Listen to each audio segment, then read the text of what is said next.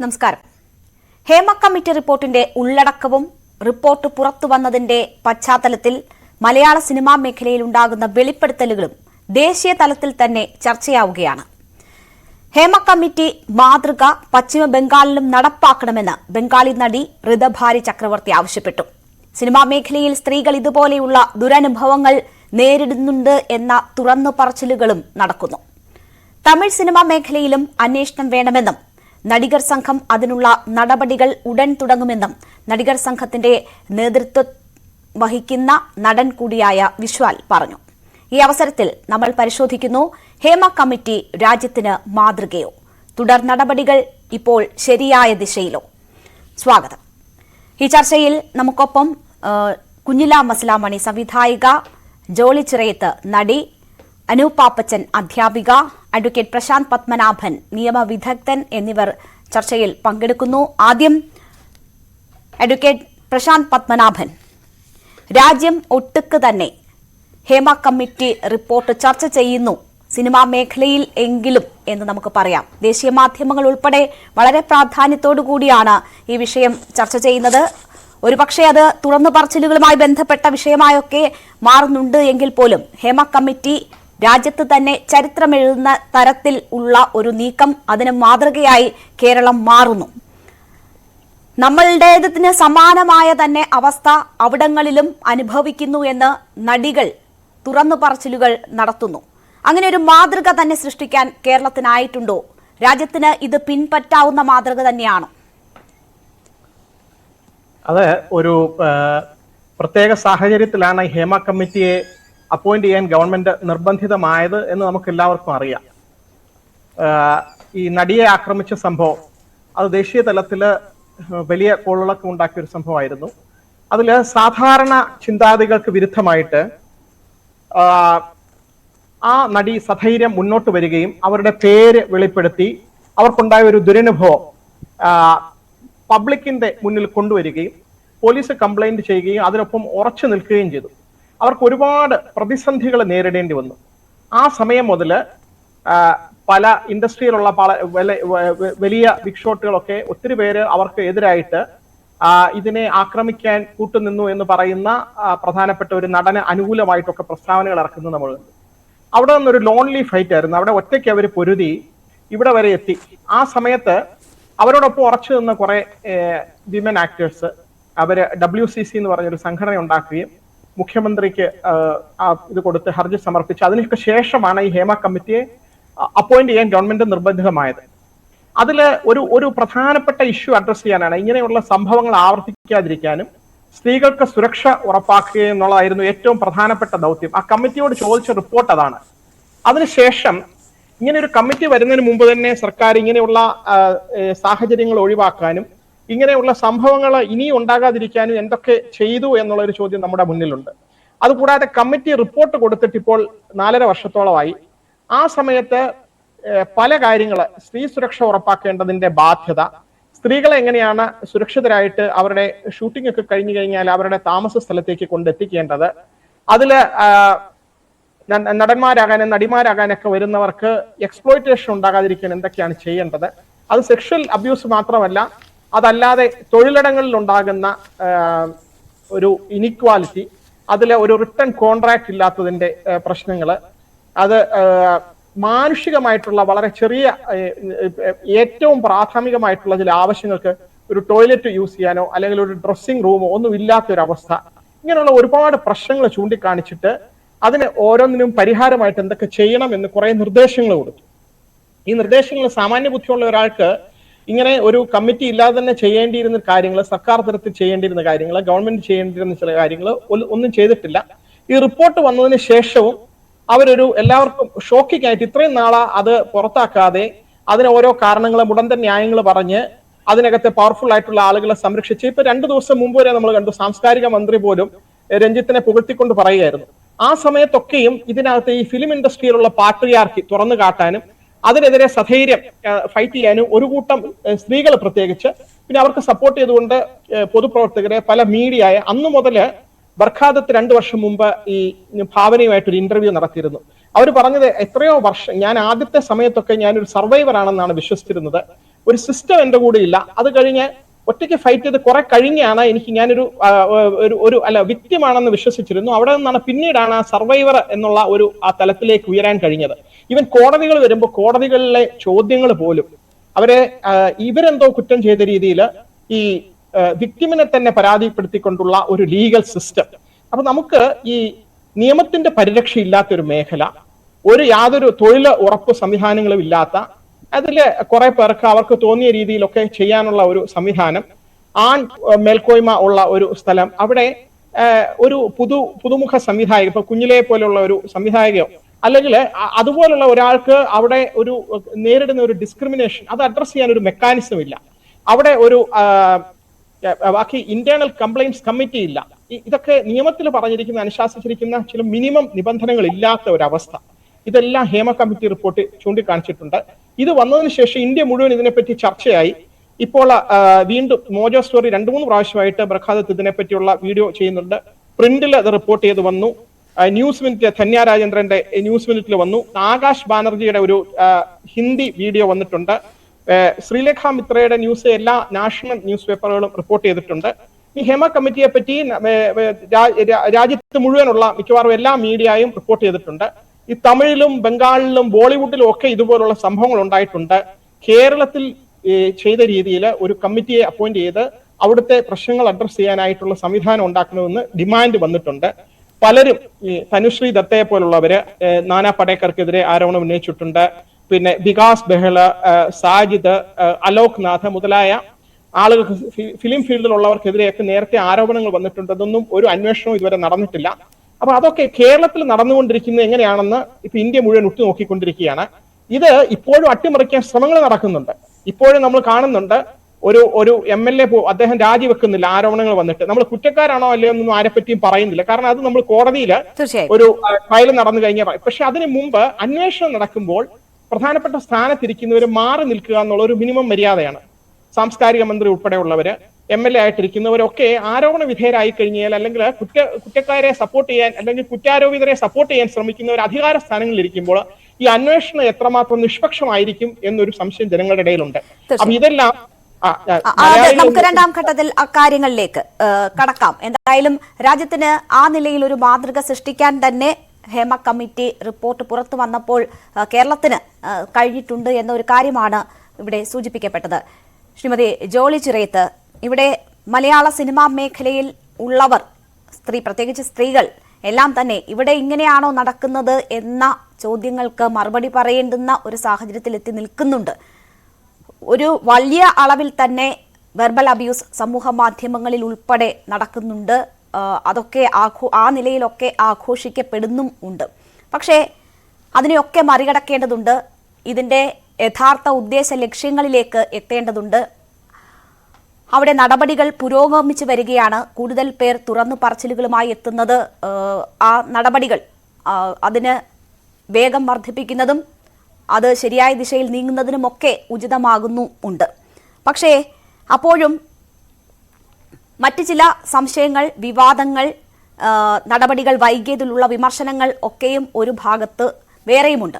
എങ്കിൽ പോലും നമുക്കിങ്ങനെ ഒരു തുടക്കം സൃഷ്ടിക്കാൻ ആയി. അവിടെ ഒരു പെൺകുട്ടി സിനിമാ മേഖലയിൽ നിന്നേറ്റ ആ പ്രശ്നം, അതിൽ പോരാടാൻ ഉറപ്പിച്ച ആ തീരുമാനം തന്നെയാണ് ഏറ്റവും നിർണായകം. അതിന് പിന്നാലെ WCC എന്ന സംഘടന രൂപീകരിക്കുകയും അവരുടെ പ്രവർത്തനങ്ങളും അത് ഈ കമ്മിറ്റി റിപ്പോർട്ടിൽ തന്നെ പലയിടങ്ങളിൽ ചൂണ്ടിക്കാട്ടിയിട്ടുണ്ട്. WCC എങ്ങനെയൊക്കെ ഈ റിപ്പോർട്ടിന്റെ രൂപീകരണത്തിൽ പങ്കാളികളായിട്ടുണ്ട്, അല്ലെങ്കിൽ അവരുടെ ഇൻപുട്സ് എത്രമാത്രം ഉപകാരപ്പെട്ടിട്ടുണ്ട് എന്നത്.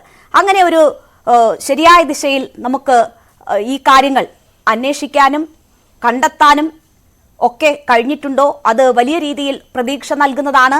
മറ്റ് സംസ്ഥാനങ്ങൾക്കും അത് മാതൃകയാകുന്നു എന്നത് നമുക്ക് പ്രതീക്ഷ നൽകുന്ന കാര്യം തന്നെയാണ്.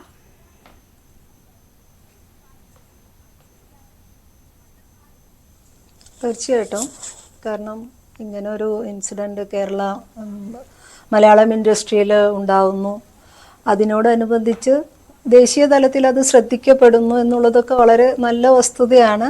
അത് നമുക്ക് സന്തോഷം തരുന്ന കാര്യമാണ്. പക്ഷെ അപ്പോഴും എൻ്റെ ഒരു കൺസേൺ എന്ന് പറയുന്നത്, ഓൾറെഡി ഒരു റേപ്പ് കൾച്ചർ റേപ്പ് ജോക്സ് ഒക്കെ നോർമലൈസ് ചെയ്യപ്പെട്ടിട്ടുള്ള ഒരു ഇടത്തിലും കൂടിയാണ് സിനിമ നിലനിൽക്കുന്നത്. അതിൽ തന്നെ നമ്മൾ നോക്കുമ്പോൾ ഇപ്പോൾ വന്നിരിക്കുന്ന ഈ രാഷ്ട്രീയ സമ്മർദ്ദങ്ങൾ ഗവൺമെന്റിന്റെ മേല്, അതിനെ അവരെ ന്യായീകരിക്കാനോ അല്ലെങ്കിൽ അവരതിനെ ഹോൾഡ് ചെയ്യാൻ ശ്രമിക്കുന്ന വിധം എന്ന് പറയുന്നത് അത്ര നല്ല രീതികളായിട്ട് തോന്നുന്നില്ല. പക്ഷെ അതിനകത്ത് എനിക്ക് പ്രത്യേകിച്ച് ഒരു അത്ഭുതമൊന്നുമില്ല.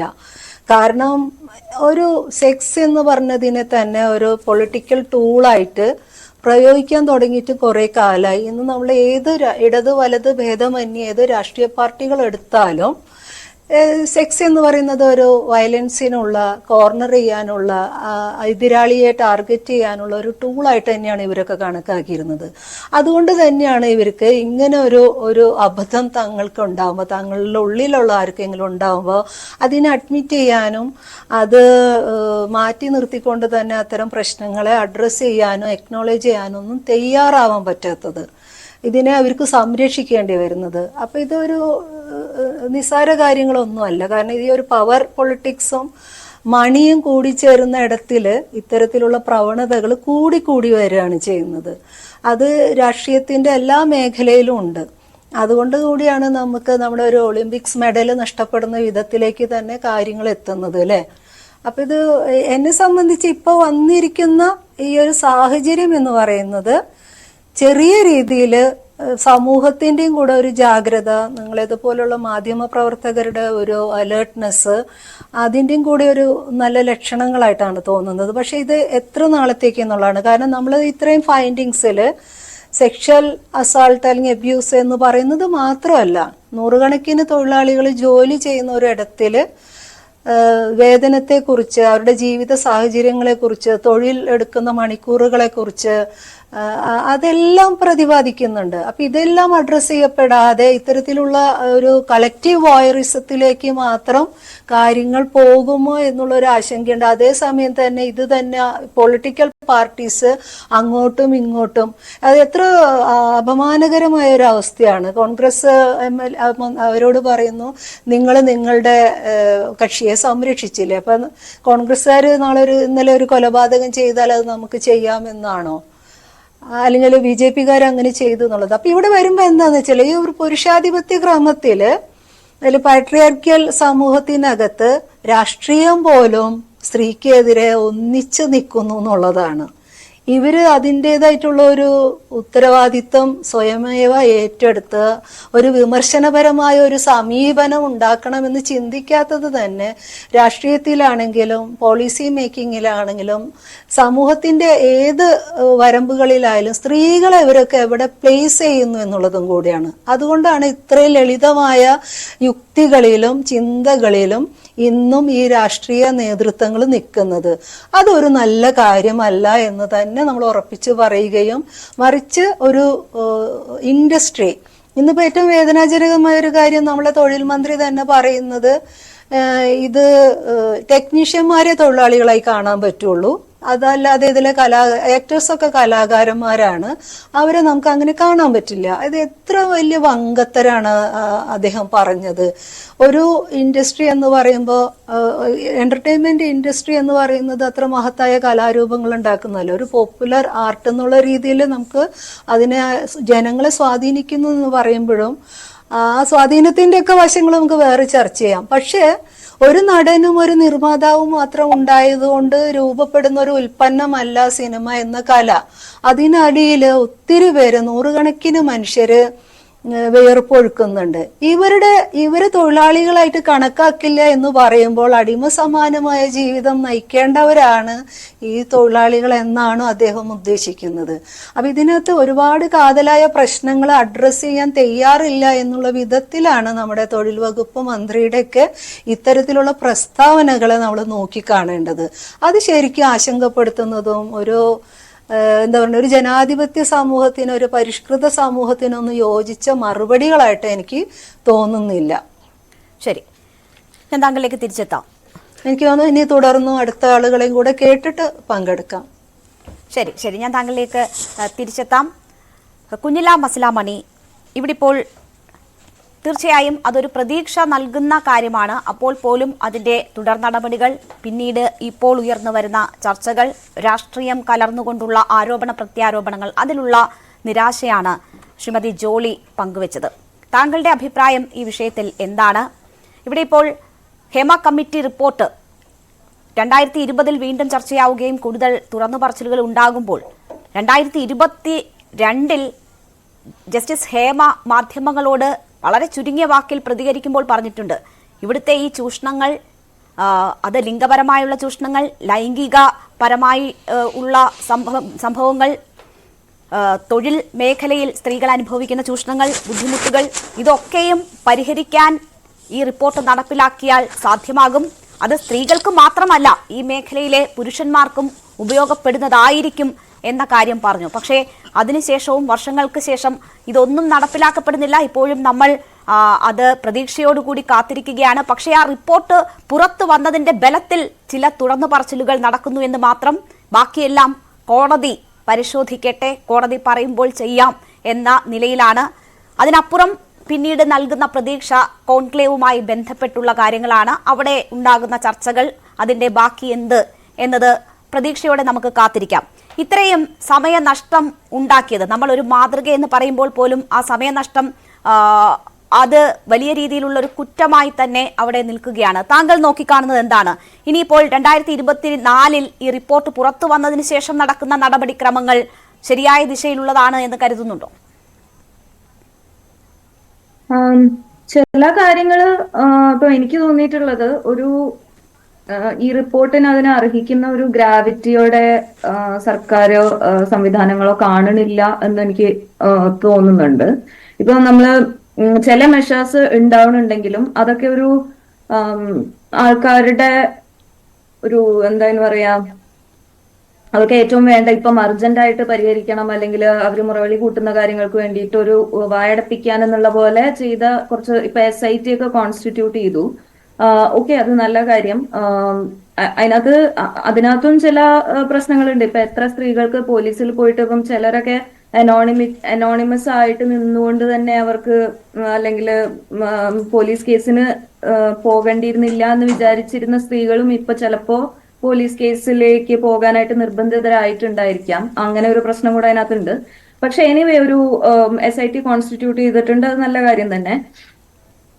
പക്ഷെ അതിനും അപ്പുറം ഈ റിപ്പോർട്ട് ശരിക്കും എന്താണ്, അതിന്റെ ഗ്രാവിറ്റി എന്താണ് എന്ന് വെച്ചിട്ടുണ്ടെങ്കിൽ, ഒരു വലിയ ഇൻഡസ്ട്രിയിൽ നടക്കുന്ന, ഒരു ജെൻഡറിനെതിരെ നടക്കുന്ന ഭയങ്കരമായിട്ടുള്ള അനീതിയുടെ ഒരു വിത്ത് പ്രൂഫ് ആയിട്ടുള്ള കൺക്ലൂഷൻ ആണ് ഈ റിപ്പോർട്ട് മുമ്പിലേക്ക് വെക്കുന്നത്. അതിപ്പം ജോളി ചെറിയത്ത് പറഞ്ഞതുപോലെ സെക്ഷൽ ഹറാസ്മെന്റും സെക്ഷൽ വയലേഷനും മാത്രമല്ല അവിടെ നടക്കുന്ന പ്രശ്നങ്ങൾ. അവിടെ നമ്മുടെ ഫണ്ടമെന്റൽ റൈറ്റ് ആസ് വിമൻ നിഷേധിക്കപ്പെടുന്നുണ്ട്. ഇപ്പം കാൽക്കട്ട റേപ്പ് ആൻഡ് മർഡർ കേസിൽ CJI പറഞ്ഞത് എന്താണ്, ആ വിഷയത്തിൽ നടന്നിരിക്കുന്നത്, സ്ത്രീ തൊഴിലിടത്തിലേക്ക് പോകുമ്പോൾ അല്ലെങ്കിൽ ജോലി ചെയ്യാനായിട്ട് പോകുന്ന സ്ത്രീക്ക് അവിടെ സുരക്ഷിതമല്ലാതാവുമ്പോൾ അവൾക്ക് തൊഴിലെടുക്കാനുള്ള ഫണ്ടമെന്റൽ റൈറ്റ് തന്നെയാണ് നിഷേധിക്കപ്പെടുന്നത്. അപ്പൊ ഒന്ന് ആലോചിച്ച് നോക്കൂ, ഇത്രയും സ്ത്രീകൾ വർക്ക് ചെയ്യുന്ന ഒരു ഇൻഡസ്ട്രിയിൽ ഭൂരിഭാഗം പേരുടെയും ഫണ്ടമെന്റൽ റൈറ്റ് ഇങ്ങനെ വയലേറ്റ് ചെയ്യപ്പെടുന്നുണ്ട് എന്നുള്ളത് എത്ര ഗൗരവമുള്ള ഒരു വിഷയമാണ്. അതിനെ പക്ഷെ അഡ്രസ് ചെയ്യാൻ എന്താണ് സർക്കാർ സംവിധാനങ്ങൾ ചെയ്യണത് എന്നുള്ളതാണ് ചോദ്യം. അപ്പം ഹേമ കമ്മിറ്റി റിപ്പോർട്ടിൽ പറയണത് സെക്ഷൽ വയലേഷന്റെ കാര്യം, സെക്ഷൽ ഹറാസ്മെന്റിന്റെ കാര്യം മാത്രമല്ല. അതിനകത്ത് പറയുന്നുണ്ട് നമുക്ക് മൂത്രം ഒഴിക്കാനുള്ള സൗകര്യമില്ല, അടിസ്ഥാന സൗകര്യങ്ങളില്ല, ഇൻഹ്യൂമൻ ആയിട്ടുള്ള, അതായത് അവര് എടുത്തു പറയുന്നുണ്ട് മനുഷ്യത്വപരമായിട്ടുള്ള ട്രീറ്റ്മെന്റ് അല്ല സ്ത്രീകൾക്ക് ഉണ്ടാവുന്നത്. പ്രാഥമിക ആവശ്യങ്ങൾ നിർവഹിക്കാനായിട്ട് സൗകര്യമില്ല എന്ന് പറയുമ്പോൾ അത് എന്ത് മനുഷ്യാവകാശ ലംഘനല്ലേ? അപ്പൊ അത് നടക്കുന്നുണ്ട്. വേതനത്തിന്റെ കാര്യത്തില് ഡിസ്പാരിറ്റി ഉള്ളത്, ഭയങ്കര ഡിസ്പാരിറ്റി നടക്കുന്നുണ്ട്. ഇപ്പം യൂണിയൻ FEFCAയുടെ അംഗത്വത്തിന് എടുക്കുന്ന ഫീനെ സംബന്ധിച്ച് ഡിസ്പാരിറ്റി നടക്കുന്നുണ്ട്. ഇപ്പം AMMയുടെ കാര്യത്തിൽ അതിന്റെ ഫീയെ സംബന്ധിച്ചിട്ട് സെക്ഷൽ ഹറാസ്മെന്റ് അലിഗേഷൻ വരുന്നത് നമ്മൾ കേട്ടല്ലോ. അതേപോലെ ഇപ്പം FEFCAയില് സെക്ഷൽ ഹറാസ്മെന്റ് അലിഗേഷൻ അല്ല ഉണ്ടായിട്ടുള്ളത്, പക്ഷെ ഫീ എടുക്കുന്നതിൽ ഉള്ള ഡിസ്പാരിറ്റി സ്ത്രീകളെ എങ്ങനെ ബാധിക്കുന്നു എന്നുള്ളത്, സ്ത്രീകളെ ബാധിക്കുന്ന തരത്തിലുള്ള നിയമങ്ങൾ, മേക്കപ്പ് പേഴ്സൺസിന് ഇത്ര ഏജ് കഴിഞ്ഞിട്ടുണ്ടെങ്കിൽ വർക്ക് ചെയ്യാൻ പാടില്ല എന്നുള്ള നിയമം, അതൊക്കെ ഇല്ലീഗലാണ്. അങ്ങനെ തൊഴിൽ നിഷേധിക്കലാണ് സ്ത്രീകൾക്ക്. അപ്പൊ അങ്ങനെയുള്ള ഒരുപാട് പ്രശ്നങ്ങൾ പറയാം, വസ്ത്രം മാറാനുള്ള സൗകര്യം ഇല്ല എന്നുള്ളത്. അപ്പൊ അങ്ങനെയുള്ള ഒരുപാട് പ്രശ്നങ്ങൾ പറയണ റിപ്പോർട്ടിന്മേൽ ടാഞ്ചിബിൾ ആയിട്ടുള്ള ആക്ഷൻ സർക്കാർ എടുക്കുന്നതായി കാണുന്നില്ല. അപ്പം അതിലേക്കുള്ള കോൺക്ലേവ് എന്ന് പറയുന്നുണ്ട്, പക്ഷെ എന്താണ് കോൺക്ലേവ് കൊണ്ട് ഉദ്ദേശിക്കുന്നത്? ഒരു ട്രാൻസ്പെറൻസി കാണുന്നില്ല. കോൺക്ലേവിലേക്ക് ഇപ്പം അലിഗേഷൻസ് നേരിടുന്ന ആൾക്കാരെ കോൺക്ലേവിലേക്ക് പ്രതിഷ്ഠിക്കുന്നു. എന്തിന്റെ ബേസിസിലാണ് കോൺക്ലേവിലേക്ക് ആൾക്കാരെ ക്ഷണിക്കുന്നത്? ആരാണ് അതിനകത്ത് പ്രസന്റ് ആയിരിക്കുക? എന്താണ് കോൺക്ലേവിന്റെ നടപടിക്രമം? ഈ കാര്യങ്ങളിലൊന്നും ഒരു വ്യക്തതയും തരാനായിട്ട് സർക്കാരിന് കഴിഞ്ഞിട്ടില്ല. അതിനേക്കാളൊക്കെ ഉപരി ഒരു കൃത്യമായിട്ടുള്ള പോളിസി ഈ വിഷയത്തിന് ഹേമ കമ്മിറ്റി റിപ്പോർട്ടിന്റെ റിലീസിനോടനുബന്ധിച്ച് കൃത്യമായിട്ടുള്ള പോളിസി എന്താണ് സർക്കാർ എടുക്കാൻ പോണത്? ഇപ്പം ഇതൊക്കെ സർക്കാരിന് നടപടി എടുക്കാൻ പറ്റുന്ന ഒരുപാട് മേഖലകൾ ഇതിനകത്തുണ്ടല്ലോ. വേതനത്തിലുള്ള ഡിസ്പാരിറ്റി തുടങ്ങി പ്രാഥമിക സൗകര്യങ്ങൾ ഇല്ല എന്നുള്ള ഡിസ്പാരിറ്റി തുടങ്ങിയിട്ടുള്ള ഒരുപാട് കാര്യങ്ങളിൽ ഈവൻ യൂണിയനിൽ മെമ്പർഷിപ്പ് ഇല്ല എന്നതുകൊണ്ട് തൊഴിൽ നിഷേധിക്കുക, അങ്ങനെയുള്ള കാര്യങ്ങൾ തൊട്ട് നടപടി എടുക്കാൻ കഴിയാവുന്ന ഏരിയകളിൽ സർക്കാരിന്റെ നടപടികൾ തുടങ്ങാൻ പോകുന്നുണ്ടോ എന്നുള്ള ഒരു സ്റ്റേൺ ആയിട്ടുള്ള നിലപാട് അല്ലെങ്കിൽ പ്രസ്താവനകൾ അല്ലെങ്കിൽ പോളിസികൾ സർക്കാരിന്റെ ഭാഗത്തു നിന്ന് ഉണ്ടാവണമായിട്ട് കാണുന്നില്ല. ഇൻസ്റ്റെഡ് നമുക്ക് ഓക്കെ ഇത്രയും അലിഗേഷൻസ് വരുന്നുണ്ട് സെക്ഷൽ ഹറാസ്മെന്റിന്റെ സംഭവത്തിൽ, ഒരു എന്താന്ന് പറയാ ഇപ്പോ നടക്കുന്ന എന്താ കറക്റ്റ് വാക്ക് കിട്ടില്ല, ഒരു മേളം എന്ന് പറയില്ലേ, ആ മേളത്തിൽ അതിന്റെ പാർട്ട് ഭംഗിയായി ചെയ്തു എന്ന് കാണിക്കാനുള്ള ചില നടപടികൾ ഉണ്ടാവുന്നു. അതും ഈ പറഞ്ഞതുപോലെ MLA-ക്കെതിരെ ആലിഗേഷൻ വരുമ്പോൾ അദ്ദേഹത്തിന്റെ രാജി ആവശ്യപ്പെടുക എന്നുള്ളത് ഒരു കറക്റ്റ് ആയിട്ടുള്ള റെസ്പോൺസ് അതുപോലും ഉണ്ടാവുന്നില്ല എന്നുള്ളതും വേറെ കാര്യം. എന്തൊക്കെയായിട്ടുണ്ടെങ്കിലും ഇത്തരത്തിലുള്ള ടാഞ്ചിബിൾ ആയിട്ടുള്ള മെഷേഴ്സ്, സ്റ്റേൺ ആയിട്ടുള്ള നടപടികൾ സർക്കാരിന്റെ ഭാഗത്തു നിന്ന് ഉണ്ടാവണില്ല. അത് വളരെ ഇതിലും എത്രയോ കൂടുതൽ ശക്തിയോടെയുള്ള പ്രസ്താവനകളും ബാക്കി വിഷയങ്ങളിൽ ചെയ്യാറുണ്ടല്ലോ. ഇപ്പൊ ഇതൊരു രാഷ്ട്രീയപരമായിട്ടുള്ള സംഭവമായിരുന്നെങ്കിൽ ഇതിലും എത്രയോ ആർജവത്തോടെ സർക്കാർ പ്രതികരിച്ചേനെന്നാണ് ഞാൻ വിചാരിക്കുന്നത്. ഇത് പക്ഷെ എങ്ങനെയാ കാണുന്നത്? ഇത് സ്ത്രീകൾ, ഒരു കൂട്ടം സ്ത്രീകളെ മാത്രം ബാധിക്കുന്ന ഒരു വിഷയം. അങ്ങനെയല്ല ഇതിനെ കാണേണ്ടത്. ഇതൊരു സമൂഹം എന്നുള്ള നിലയിൽ നമ്മുടെ ചുറ്റുപാടുകൾ, നമ്മുടെ സാമൂഹിക സാഹചര്യം ഭയങ്കര ബാക്ക്വേർഡ് ആയിട്ട് നിലനിൽക്കുന്നു സിനിമയിൽ എന്നുള്ള യാഥാർത്ഥ്യത്തെ അംഗീകരിച്ചുകൊണ്ട്, ഈ ഫൈൻഡിങ്സ് അംഗീകരിച്ചുകൊണ്ട് അതിന് സർക്കാരിനാൽ ചെയ്യാവുന്ന നടപടികൾ ഇതൊക്കെയാണെന്ന് പറഞ്ഞ സമൂഹത്തിന് മുമ്പിൽ സർക്കാർ ആൻസർ ചെയ്യേണ്ടതായിട്ടുണ്ട്. തീർച്ചയായും ആ കാര്യങ്ങളാണ് വസ്ലാമണിക്ക് ചൂണ്ടിക്കാട്ടാനുള്ളത്. അഡ്വക്കേറ്റ് പ്രശാന്ത് പത്മനാഭൻ, ഇവിടെ കുഞ്ഞില നേരത്തെ ചൂണ്ടിക്കാണിച്ചു ബംഗാളിലെ ഡോക്ടറുടെ ബലാത്സംഗ കൊലപാതകവുമായി ബന്ധപ്പെട്ട കേസ് സുപ്രീം കോടതിയിലെത്തിയ സാഹചര്യം. സുപ്രീം കോടതി പറഞ്ഞത് if women cannot go to the place of work and feel safe, we are denying them equal opportunity. We have to do something right now to ensure that the conditions of safety are enforced എന്നാണ് പറഞ്ഞത്. The nation cannot wait for another rape or murder to bring real changes on the ground. ഇനി ഒരു rape case ഉണ്ടാകാൻ കാത്തിരിക്കരുത്. ഇത് സിനിമയിലെ മാത്രം പ്രശ്നമല്ല, മറ്റ് മേഖലകളിലും ഇപ്പോഴും സ്ത്രീകൾ ഇതുപോലെയുള്ള സാഹചര്യങ്ങൾ നേരിടുന്നു. പക്ഷേ അവിടങ്ങളിൽ അത് ഒറ്റപ്പെട്ടതാണെങ്കിൽ സിനിമയിൽ അത് ഒറ്റപ്പെട്ടതല്ല എന്ന വലിയ കണ്ടെത്തലാണ് ഹേമ കമ്മിറ്റി റിപ്പോർട്ടിലൂടെ പുറത്തു വരുന്നത്. പക്ഷേ അവിടെ ഇതുപോലെ ബുദ്ധിമുട്ട് അല്ലെങ്കിൽ പീഡനമേൽക്കേണ്ടി വന്ന ഒരു സ്ത്രീയുടെ തുറന്നു പറച്ചിലാണ് കേരളത്തിൽ ഈ മാതൃക സൃഷ്ടിച്ചിരിക്കുന്നത്. മറ്റിടങ്ങളിൽ ഒന്നുകിൽ ആ ധൈര്യമില്ലാതെ പോവുകയോ അത്തരം സംഭവങ്ങൾ റിപ്പോർട്ട് ചെയ്യപ്പെടാതെ പോവുകയോ ഒക്കെ ചെയ്തതുകൊണ്ട് അവിടെ ഒരു റിപ്പോർട്ട് ഉണ്ടായിട്ടില്ല, അല്ലെങ്കിൽ അത് മൂടിവെക്കപ്പെടുന്നു. ഇതുവരെയുള്ള ഈ കേരളത്തിൽ ഒരു പെൺകുട്ടി അതിന് കാണിച്ച ധൈര്യം ആർജിക്കാൻ അവിടങ്ങളിൽ കഴിയാതെ പോകുന്നു എന്ന ഒരു സാഹചര്യം. അവിടെ പക്ഷേ തുടർ നടപടികൾ എങ്ങനെ, ആർക്കൊപ്പം സർക്കാർ, ഇരയ്ക്കൊപ്പം എന്ന് പറയുമ്പോൾ പോലും ആർജവത്തോടെയുള്ള നടപടികൾ ഉണ്ടാകുന്നില്ല. ഇനി ഒരു റേപ്പിനായി കാത്തിരിക്കരുത് എന്ന് കോടതി മറ്റൊരു കേസിന്റെ പശ്ചാത്തലത്തിൽ ആണ് എങ്കിൽ പറഞ്ഞതെങ്കിൽ ആണ് പറയുകയാണ് ചെയ്തതെങ്കിൽ പോലും നമുക്കത് പാഠമാകേണ്ടുന്ന വാക്കുകൾ തന്നെയല്ലേ? തീർച്ചയായിട്ടും മറ്റ് മേഖലകളിൽ തുറന്നു പറച്ചിൽ ഉണ്ടായിട്ടില്ല, അല്ലെങ്കിൽ അവിടെ സെക്ഷൽ ഹറാസ്മെന്റ് കുറവാണ് എന്നൊക്കെയുള്ള കണ്ടെത്തലുകൾ അത്ര ശരിയാണെന്ന് തോന്നുന്നില്ല. കാരണം ഈ ഡോക്ടറുടെ കേസ് ഇപ്പൊ കുഞ്ഞിലെ സൂചിപ്പിച്ചത്, ഈ കൽക്കട്ടയിലെ ആ ഡോക്ടറുടെ കൊലപാതകം എത്ര ഭീകരമായിട്ടുള്ള ഒരു അവസ്ഥയാണ്. ആ ഡോക്ടേഴ്സിന്റെ ഇടയിലൊക്കെ ഇങ്ങനെയുള്ള സംഭവങ്ങൾ ഉണ്ടത്. അതാണ് ചീഫ് ജസ്റ്റിസ് സുപ്രീം കോടതി സുവോമോട്ടോ ആ കേസ് എടുത്തത്. അതുകൂടാതെ ഞങ്ങളുടെ പ്രൊഫഷൻ, ലീഗൽ പ്രൊഫഷനില് ഒരു സമയത്ത് സ്ത്രീകൾക്കൊക്കെ അതിനകത്ത് ഉള്ള സാന്നിധ്യം വളരെ കുറവായിരുന്നു. ആദ്യത്തെ ഇന്ത്യയിലെ വനിതാ ചീഫ് ജസ്റ്റിസ് ആയിരുന്ന ലീല സേഖ് അതിനെപ്പറ്റി എഴുതിയിട്ടുണ്ട്. അവര് ഒരു ലോയർ ആയിട്ട് വന്നപ്പോൾ സീനിയർ ചോദിച്ചത്, നിങ്ങൾ ഒരു കല്യാണമൊക്കെ കഴിച്ചിട്ട് വരൂ. അപ്പൊ ഞാൻ കല്യാണം കഴിച്ചിട്ടുണ്ടെന്ന് പറഞ്ഞു, ഒരു കുട്ടിയൊക്കെ ആയിട്ട് വരൂ. അപ്പൊ കുട്ടിയുണ്ട് എന്ന് പറയുമ്പം ഒരു കുട്ടിയല്ല 2 കുട്ടി ആകട്ടെ എന്ന് പറഞ്ഞപ്പോൾ 2 കുട്ടികളുണ്ട് എന്ന് പറഞ്ഞ് അത് കഴിഞ്ഞാണ് അവിടെ ജൂനിയർ ആയിട്ട് അപ്പോയിന്റ് ചെയ്യുന്നത്. ഞാൻ പറഞ്ഞത് സെക്ഷൽ ഹരാസ്മെന്റ് മാത്രമല്ല, സ്ത്രീകളുടെ പ്രാതിനിധ്യം ഇല്ലാത്ത എല്ലാ മേഖലകളിലും ഇതുപോലുള്ള ഒഴിവാക്കപ്പെടലുകള്, അവരോടുള്ള ഡിസ്ക്രിമിനേഷൻ, അവരെ തരംതിരിച്ച് കാണുന്നത്, അതൊരു മെയിൽ ഷോവിനിസ്റ്റിക് ആറ്റിറ്റ്യൂഡാണ്. നേരത്തെ ജോളിച്ചെറിയത്ത് ചൂണ്ടിക്കാണിച്ചതുപോലെ കക്ഷിഭേദം ഇല്ലാതെ എല്ലാവരും കുറെ പേര് ഇതിനെ അങ്ങ് പിന്തുണയ്ക്കുകയാണ്. അതിനിപ്പം ഏത് പാർട്ടി എന്നുള്ളതില്ല.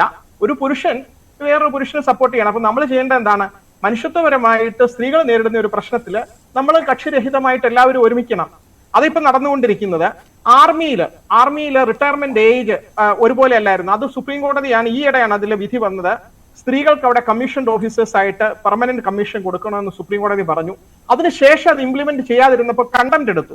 അപ്പൊ ഇങ്ങനെ ഓരോ മേഖലകളിലും ഈ ജസ്റ്റിസ് ഹേമ ഒരുപക്ഷെ മറന്നുപോയത്, ഒരു ഹൈക്കോടതി ജഡ്ജി മധ്യപ്രദേശില് ഒരു ഹൈക്കോടതി ജഡ്ജി എന്നെ ഹരാസ് ചെയ്തു എന്ന് പറഞ്ഞ ഒരു വുമൺ ഡിസ്ട്രിക്ട് ജഡ്ജ് പരാതി കൊടുത്തിട്ട് അവരെയാണ് ആദ്യമേ അവിടെ നിന്ന് പുറത്താക്കിയത്. അതിനുശേഷം അവർക്ക് സുപ്രീം കോടതിയിൽ കേസ് നടത്തി സുപ്രീം കോടതിയുടെ ഉത്തരവ് വന്നതിന് ശേഷമാണ് അവരെ സർവീസിൽ തിരിച്ചെടുത്തത്. അപ്പോൾ ഇങ്ങനെയുള്ള സംഭവങ്ങള് എല്ലാ മേഖലകളിലും ഉണ്ട്. ഇപ്പോൾ കേരള ഫിലിം ഇൻഡസ്ട്രിയിലുള്ള ഒരു കാര്യം, ഈ ജസ്റ്റിസ് ഹേമ കമ്മിറ്റി അന്വേഷിച്ചതിന്റെ വെളിച്ചത്തില് കുറെ കാര്യങ്ങൾ വെളിയിലേക്ക് വന്നു. അത് 4-4.5 വർഷം പൂഴ്ത്തിവെച്ചിട്ടും വേറെ ഗത്യന്തരമില്ലാതെ ഒരു വെളിപ്പെടുത്തേണ്ട ഒരു അവസ്ഥ വന്നപ്പോൾ ഇൻഫർമേഷൻ കമ്മീഷനിലൊക്കെ പോയി ആളുകൾ അത് ചോദിച്ച്, വിവരാവകാശം എന്ന് പറയുമ്പോൾ ഒരു ബേസിക് ഹ്യൂമൻ റൈറ്റ് ആണ്, അതൊരു ഫണ്ടമെന്റൽ റൈറ്റ് ആണെന്ന് സുപ്രീം കോടതി വിധി കൂടി വന്നിരിക്കുകയാണ്. അപ്പൊ ഇൻഫർമേഷൻ കമ്മീഷണർ അത് വെളിപ്പെടുത്താൻ ഓർഡർ കൊടുത്തതിന് ശേഷമാണ് ഇത് പുറത്തേക്ക് വരുന്നത്. അവിടെയും കുറെ ഭാഗങ്ങള് അക്യൂസ്ഡിന്റെ പേരൊക്കെ മറച്ചു വെച്ചുകൊണ്ടാണ് ഇത് കൊടുക്കാൻ ശ്രമിച്ചത്. എന്നിട്ട് ഇത്രയധികം ഫൈറ്റ് ചെയ്ത ആ സ്ത്രീകളെയും അതിന്റെ പുറകിൽ അവർക്ക് സപ്പോർട്ട് ചെയ്ത എല്ലാവരെയും നമ്മൾ ശ്ലാഘിക്കേണ്ടതാണ്. ഇതിനുശേഷം ഇത് ദേശീയ തലത്തിൽ, ഇത് കേരളത്തിൽ മാത്രമുള്ള ഒരു പ്രശ്നമല്ല, മലയാളം ഫിലിം ഇൻഡസ്ട്രിയിൽ മാത്രമല്ല, നിയമത്തിന്റെ വെളിച്ചം കടന്നു ചെല്ലാത്തിടത്ത്, അല്ലെങ്കിൽ ഗവൺമെന്റിന്റെ മേൽനോട്ടം ഇല്ലാത്തിടത്ത്, അൺഓർഗനൈസ്ഡ് സെക്ടറിൽ ഇത്രയധികം വരുമാനം ഉണ്ടാക്കുന്ന ഒരു മേഖലയിൽ എന്തുകൊണ്ടാണ് അവിടെ തൊഴിൽ നിയമങ്ങൾ, ഇപ്പൊ നേരത്തെ പറഞ്ഞതുപോലെ ഒരു ഏജിന് ശേഷം ചില ആർട്ടിസ്റ്റുകളെ അല്ലെങ്കിൽ അതിനകത്തുള്ള ഏതെങ്കിലും ജോലിക്കാരെയൊക്കെ അവരെ പിരിച്ചുവിടുന്ന ഒരു സംവിധാനം ഉണ്ടെങ്കിൽ അത് ഇല്ലീഗലാണ്. അത് തുല്യനീതി, തൊഴിലിടത്തിലെ പുരുഷനും സ്ത്രീക്കും ഒരേ തൊഴിൽ വേതന വ്യവസ്ഥകൾ, അവർക്ക് തുല്യമായിട്ടുള്ള അംഗീകാരം എന്നൊക്കെ പറയുന്നത് ഭരണഘടനയിൽ പ്രോമിസ് ചെയ്തിരിക്കുന്ന അവകാശങ്ങളാണ്. അതൊക്കെ എവിടെയൊക്കെ നിഷേധിക്കപ്പെടുന്നുണ്ടോ? പക്ഷെ സിനിമാ മേഖലയിൽ അതെങ്ങനെ സാധ്യമാകും എന്ന ഒരു ചോദ്യം വളരെ പ്രസക്തമല്ലേ? ഇതിപ്പോൾ 2 നടിമാരുടെ തന്നെ അനുഭവങ്ങൾ എടുത്ത് നമ്മൾ നോക്കിയാൽ 2 തരത്തിലുള്ള വേതനമായിരിക്കും അവർക്ക് അവകാശപ്പെടാൻ കഴിയുക. അത് ജെൻഡർ വ്യത്യാസം കൊണ്ട് മാത്രം ഉണ്ടാകുന്ന ഒരു ഫാക്ടർ അല്ല സിനിമാ മേഖലയെ സംബന്ധിച്ച്. അതിനെപ്പറ്റി അല്ലല്ലോ പറയുന്നത്. ഇത് ഭരണഘടനയിലെ അവകാശം ഒന്ന് പറഞ്ഞിരിക്കുന്നത് എല്ലാവർക്കും മിനിമം വേജസിനുള്ള അവകാശമുണ്ട്. 2, എല്ലാവരെയും ഡിഗ്നിഫൈഡ് ആയിട്ട് ട്രീറ്റ് ചെയ്യുക. അതിൽ ജോലിക്ക് വേണ്ടി വരുന്ന ഒരേ ജോലി ചെയ്യുന്ന 2 ആർട്ടിസ്റ്റുകൾ, അവരെ ജെൻഡറിന്റെ പേരിൽ മാത്രം വേർതിരിക്കാതിരിക്കുക. ആ സ്ത്രീയോ പുരുഷനോ ആയിക്കോട്ടെ, ഒരേ ജോലി ചെയ്യുന്നവർക്ക് ഒരേ ശമ്പളം കൊടുക്കുക എന്നുള്ള ഒരു ബേസിക് ആയിട്ടുള്ള റൈറ്റ് ആണ്.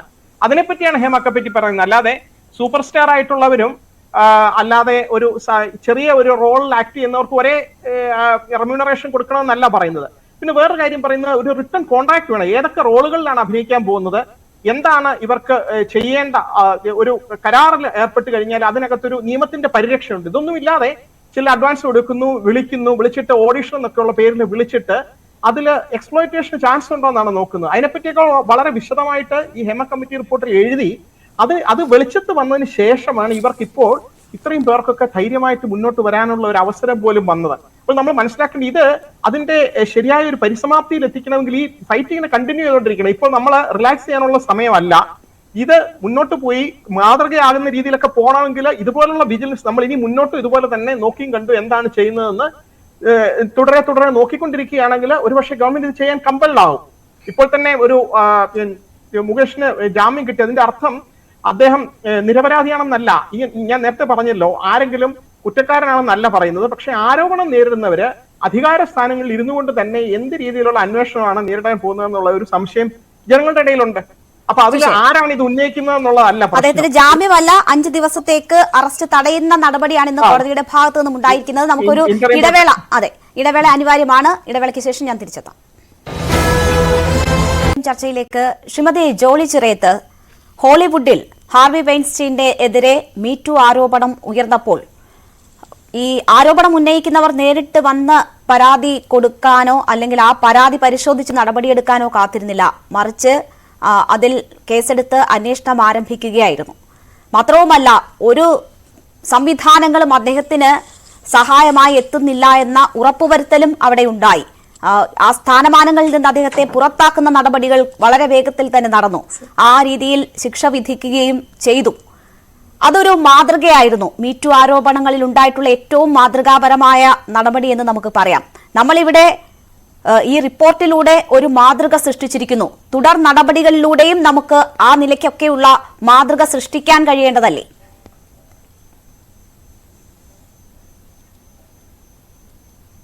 തീർച്ചയായിട്ടും. പക്ഷെ നിർഭാഗ്യവശാൽ നമ്മുടെ കേരളത്തിൽ നടന്ന സ്ത്രീ പീഡന കേസുകളെ അവസ്ഥകൾ എടുത്തു കഴിഞ്ഞാൽ എപ്പോഴും പ്രതിഭാഗം വരുന്നത് അധികാരവും സമ്പത്തുമുള്ള വിഭാഗങ്ങളാണെങ്കിൽ ഇവരെല്ലാം നിഷ്പ്രയാസം കേസിൽ നിന്ന് രക്ഷപ്പെട്ടു പോവുകയോ അല്ലെങ്കിൽ കേസ് തന്നെ തേഞ്ഞു മാഞ്ഞു പോകുന്ന ഒരു അവസ്ഥയാണ് നമ്മൾ കാണുന്നത്. അപ്പോൾ അതുകൊണ്ട് തന്നെ ഈ സിസ്റ്റത്തിനകത്ത്, അതായത് കുറച്ചും കൂടി ഉയർന്ന മോറൽ ഗ്രൗണ്ട് കീപ്പ് ചെയ്യണമെന്ന് നമ്മൾ ആഗ്രഹിക്കുകയാണ്. സ്റ്റേറ്റാണ് അത് ചെയ്യേണ്ടത്. വ്യക്തിയുടെ ധാർമ്മികതയെക്കാളും ഉയർന്നതായിരിക്കണം സ്റ്റേറ്റിന്റെ എന്നുള്ളൊരു മൂഢവിശ്വാസം നമുക്ക് ഉള്ളതുകൊണ്ട് നമ്മളിത് തിരിച്ച് ആഗ്രഹിക്കുകയാണ് ചെയ്യുന്നത്. പക്ഷെ പ്രായോഗിക തലത്തിൽ സംഭവിക്കുന്നത് പ്രതിഭാഗം വീക്കർ ആണെങ്കിൽ അവർക്ക് പെട്ടെന്ന് തീർപ്പുകൾ ഉണ്ട്. അതായത് കേസ് വിചാരണ പെട്ടെന്ന് തീരുന്നു, ശിക്ഷ വിധിക്കുന്നു എന്നുള്ളത്. അതർവൈസ് എന്താണ് നമ്മൾ കാണുന്നത്? അപ്പൊ ഇവിടെയാണെങ്കിൽ കുറച്ചും കൂടി താഴേക്ക് വന്ന പ്രതികളായിട്ടുള്ളവര് സ്ഥാനമാനങ്ങൾ വഹിക്കുന്നുണ്ടെങ്കിൽ അവരെ എങ്ങനെ പ്രൊട്ടക്ട് ചെയ്യാമെന്നുള്ളൊരു ചിന്തയിലേക്കാണ് പിന്നെയും ഇവിടുത്തെ സിസ്റ്റം തന്നെ വർക്ക് ചെയ്യുന്നത്. അപ്പൊ അതുകൊണ്ട് തന്നെ നമ്മളുടെ സ്ട്രഗിൾ, നേരത്തെ അഡ്വക്കേറ്റ് പറഞ്ഞതുപോലെ, നമ്മുടെ ഒരു അലേർട്ട്നെസ്സും നമ്മുടെ സ്ട്രഗിളും കുറച്ചും കൂടി ഫോക്കസ്ഡ് ആയിട്ട് കൊണ്ടുപോകണം. കാരണം ഇത്തരത്തിലുള്ള പരിഷ്കൃത സമൂഹത്തെക്കുറിച്ച്, മനുഷ്യാവകാശങ്ങളെക്കുറിച്ച്, ലിംഗനീതിയെക്കുറിച്ചൊക്കെയുള്ള സാമാന്യ ബോധം വെച്ച് പുലർത്തുന്ന മനുഷ്യർ തന്നെ കുറഞ്ഞു വരികയാണ്. അത്തരത്തിലുള്ള മൗലികമായ അവകാശങ്ങളെക്കുറിച്ചുള്ള സംവാദങ്ങളോ അത്തരത്തിലുള്ള പഠിപ്പിക്കലുകളോ അല്ലെങ്കിൽ അങ്ങനെ നമ്മളെ പൊളിറ്റിക്കലി എഡ്യൂക്കേറ്റ് ചെയ്യുന്ന രീതിയിലുള്ള പാർട്ടി സംവിധാനങ്ങളോ ഒന്നുമില്ല. അപ്പോ അതുകൊണ്ട് തന്നെ ഇത്തരം വിഷയങ്ങളെ, പ്രത്യേകിച്ചും സ്ത്രീകളുടെ പ്രശ്നത്തെ ഉന്നയിക്കുക എന്ന് പറയുന്നത് തന്നെ വളരെയധികം സ്ട്രെസ്ഫുൾ ആയിട്ടുള്ള ഒരു കാര്യമാണ്. ഈ നേരത്തെ കുഞ്ഞില പറഞ്ഞതുപോലെയും അഥവാ എന്തെങ്കിലും നടക്കുന്നുണ്ടെങ്കിൽ നിലനിൽക്കുന്ന ഒരു മൊമെന്റത്തിന് പ്ലീസ് ചെയ്യാൻ വേണ്ടിയിട്ട് കണ്ണിൽ പൊടിയിടാൻ വേണ്ടുന്ന എന്തെങ്കിലും ഒന്ന്, അപ്പൊ പോലും നിരന്തരമായ സമ്മർദ്ദങ്ങളുടെ ഭാഗമായിട്ടാണ് അത്തരത്തിലുള്ള ചെറിയ ചെറിയ നീക്കുപോക്കുകൾ വരുത്തിയെന്ന് തീർക്കുന്നത്. അതില് യഥാർത്ഥത്തിൽ ഒരു രാഷ്ട്രീയമായ ഇച്ഛാശക്തി ഉണ്ടോ, ഇതിനകത്തൊരു സൊല്യൂഷൻ കാണണമെന്നുള്ള ആഗ്രഹവും ഉണ്ടോ, അതിനുള്ള സ്റ്റെപ്സ് എടുക്കാനുള്ള എന്ത് ബുദ്ധിമുട്ടാണ്. ഇപ്പൊ ഓക്കെ, ഒരു സ്ഥലത്ത് ഒരു നിയമം ഇല്ല, ഇപ്പൊ ഒരു അസംഘടിതരായിട്ടുള്ള ആളുകൾ അധികമുള്ളതാണ്, ഒരു തൊഴിൽ ഘടനയില്ല, സ്ട്രക്ചർ ഇല്ല. പക്ഷെ എന്തുകൊണ്ടാണ് നമുക്കിത് ഉണ്ടാക്കാൻ എന്താണ് ഇത്ര ബുദ്ധിമുട്ട്? അപ്പൊ അന്തർ സംസ്ഥാന തൊഴിലാളികൾ ഒരു അസംഘടിത തൊഴിൽ വർഗമായിരുന്നു ഇവിടെ. പക്ഷെ അവർക്ക് മിനിമം വേജസ് നിശ്ചയിക്കുന്നുണ്ട്, അവരെ ID കാർഡ് കൊടുക്കുന്നുണ്ട്, അവരെ തൊഴിൽ സമയങ്ങള്. അപ്പൊ ഇങ്ങനെയുള്ള എന്തെങ്കിലും ഒരു റെഗുലേഷൻസ് വരുത്താൻ പറ്റുന്നത് പോലെ തന്നെ ഈ ഇൻഡസ്ട്രിയിൽ അത് പറ്റില്ല, അത് നിയമപരമായിട്ട് അതിനുള്ള സംവിധാനങ്ങളില്ല എന്ന് പറഞ്ഞ് കൈ ഒഴിയുന്നുണ്ടെങ്കിൽ തീർച്ചയായിട്ടും മൂലധനത്തിന്റെ താല്പര്യത്തിലും ഇത് അക്യുമുലേറ്റ് ചെയ്യുന്ന ഒരു സ്ഥലമുണ്ട്. അവരുടെ താല്പര്യങ്ങൾക്ക് ഒത്തു തന്നെയാണ് ഞങ്ങൾക്ക് നിൽക്കാൻ പറ്റൂ എന്ന് തന്നെയാണ് പറയാതെ പറഞ്ഞു വെക്കുന്നത്. ഇവിടെ ഒന്നും മനസ്സിലാക്കേണ്ടത്, നമ്മുടെ റീസെന്റ് സ്റ്റഡീസ് ഒക്കെ പറയുന്നത് ഒരു ഇൻവെസ്റ്റ്മെന്റ് വരുമ്പോൾ അതിന്റെ, അതായത് സിനിമയ്ക്കകത്തെ ഇൻവെസ്റ്റ്മെന്റ് എന്ന് പറയുമ്പോൾ അതിന്റെ 78% അത് 1-2 വ്യക്തികളിലേക്കാണ് ആ പണം കേന്ദ്രീകരിക്കുന്നത്. ബാക്കി വരുന്ന പണം കൊണ്ടാണ് ഒരു സിനിമയുടെ പോസ്റ്റ് പ്രൊഡക്ഷൻ അടക്കമുള്ള തൊഴിൽ വേതനങ്ങൾ വരെ കൊടുത്തു പോകുന്നത്. അപ്പൊ ഇത് ഒരു ശരിയായ പ്രാക്ടീസ് അല്ല. പിന്നെ ഇതിനകത്ത് വേറെ ഒരു എക്സ്ക്യൂസസ് എപ്പോഴും പറയുന്നത്, ഇപ്പൊ റീസെന്റ് കണ്ടത് കോൺട്രാക്ട് വെക്കാത്തതിനെ കുറിച്ച്. ഈ കോൺട്രാക്ട് വെക്കാത്തതിന്റെ കാരണം പറഞ്ഞത് 1 ലക്ഷം വരെയുള്ള വേതനത്തിനാണ് ഇവർക്ക് കോൺട്രാക്ട് വെക്കാൻ പറ്റുക. അതിന് താഴെ വരുന്നത് ഒരു ലെറ്റർ ഹെഡിലുള്ള ഒരു എഗ്രിമെന്റ് മാത്രമാണെന്നാണ്.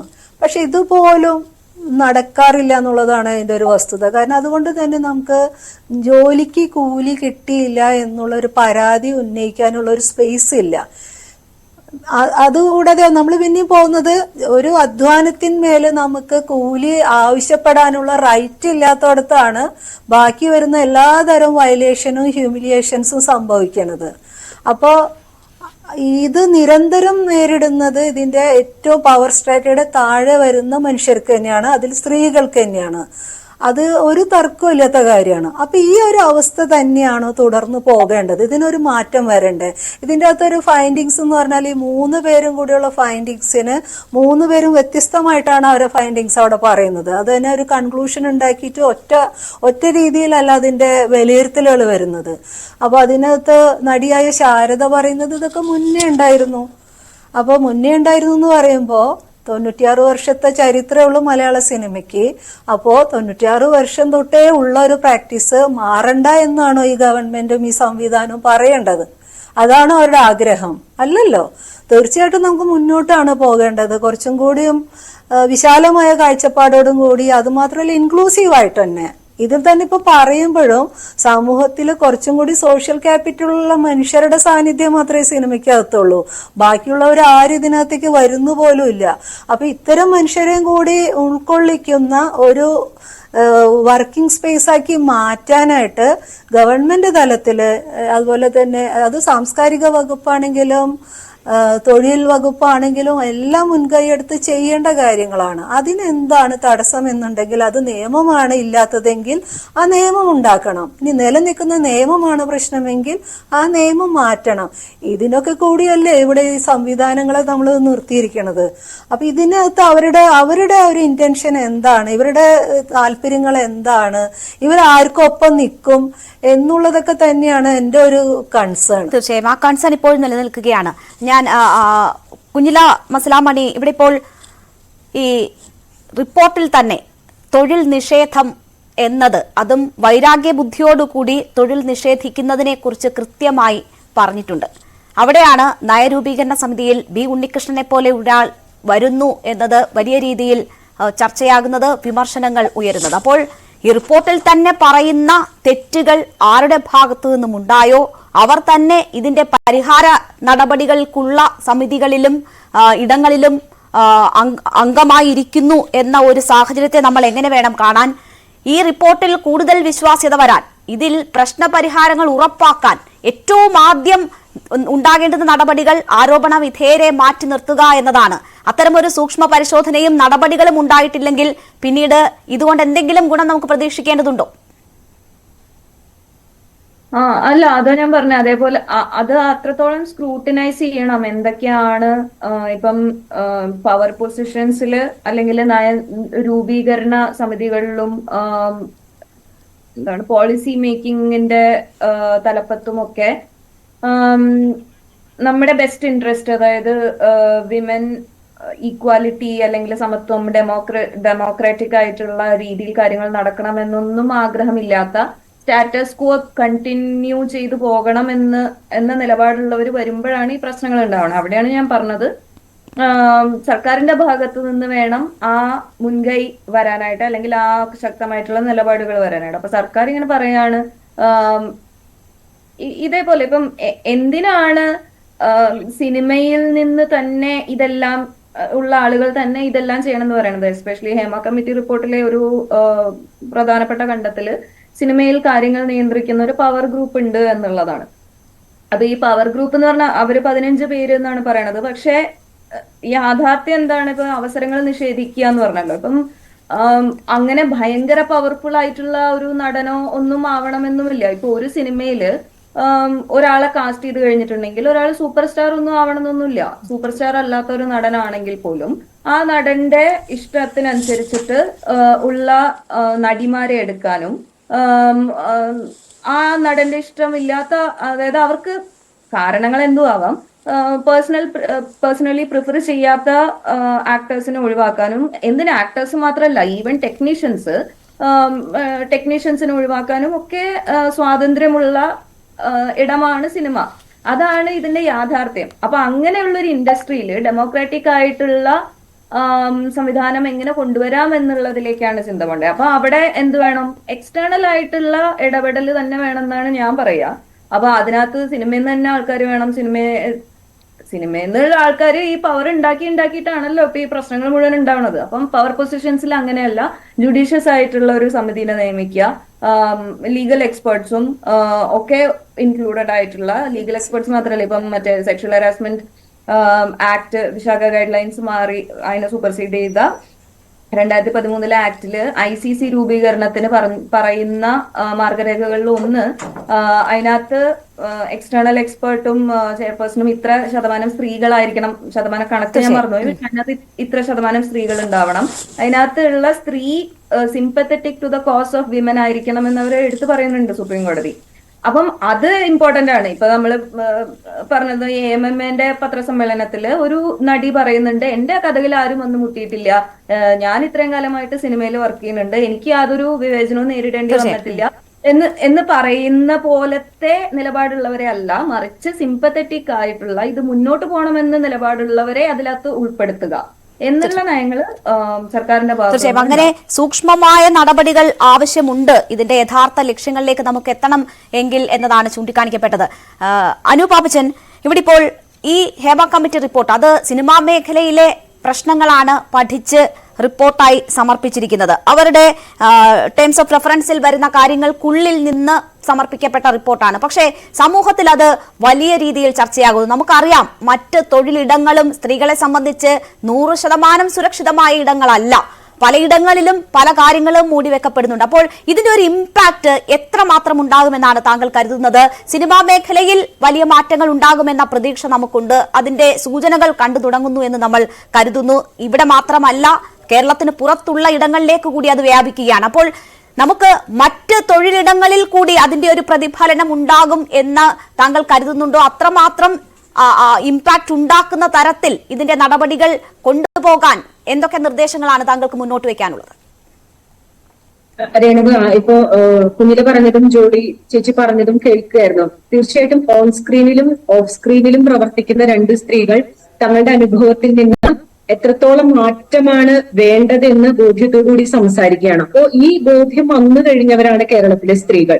അത് തൊഴിൽ മേഖലയിൽ നിൽക്കുന്ന സ്ത്രീകൾ മാത്രമല്ല, അതിനെ നിരീക്ഷിക്കുന്ന സ്ത്രീകൾ പോലും എന്താണ് ഇനി സമൂഹത്തിന് ആവശ്യം, ഏത് രീതിയിലുള്ള മാറ്റമാണ് സമൂഹത്തിൽ വേണ്ടതെന്ന് പൂർണ്ണ ബോധ്യം വന്നവരാണ് സ്ത്രീകൾ. അപ്പൊ അത് ബോധ്യം വരാത്ത ആളുകളാണ് ഈ പറഞ്ഞ പവർ ഗ്രൂപ്പിന്റെ ഭാഗമായിട്ട് നിൽക്കുന്നത്.